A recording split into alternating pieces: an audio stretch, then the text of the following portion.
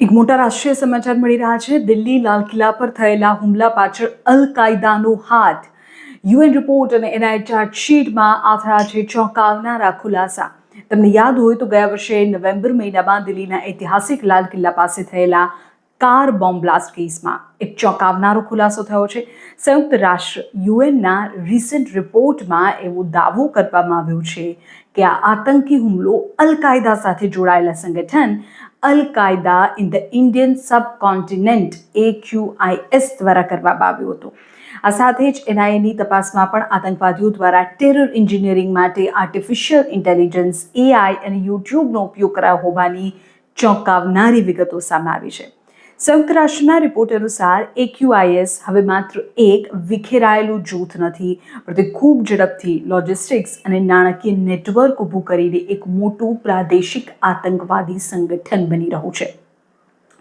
આ સંગઠન મોટા જૂથો બનાવવાની જગ્યાએ નાના નાના સેલ્સમાં કામ કરે છે અને દિલ્હી હુમલા બાદ હવે બાંગ્લાદેશમાં પણ પોતાના સેલ્સ સ્થાપવાનો, પોતાની ટુકડીઓ બનાવવાનો પ્રયાસ કરી રહ્યું છે.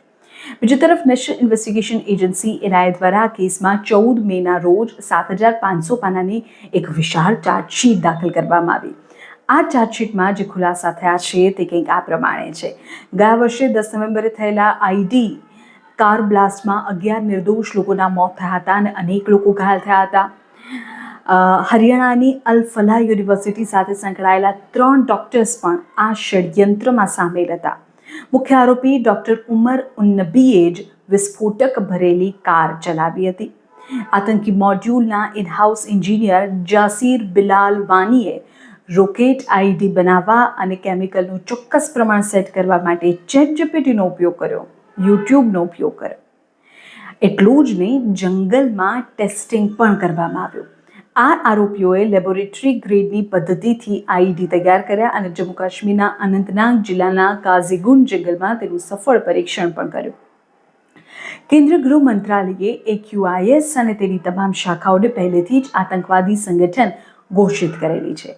યુએનના અહેવાલ અને એનઆઈએના પર્દાફાશ બાદ હવે દેશની તમામ સુરક્ષા એજન્સીઓ વધુ એલર્ટ થઈ ગઈ છે.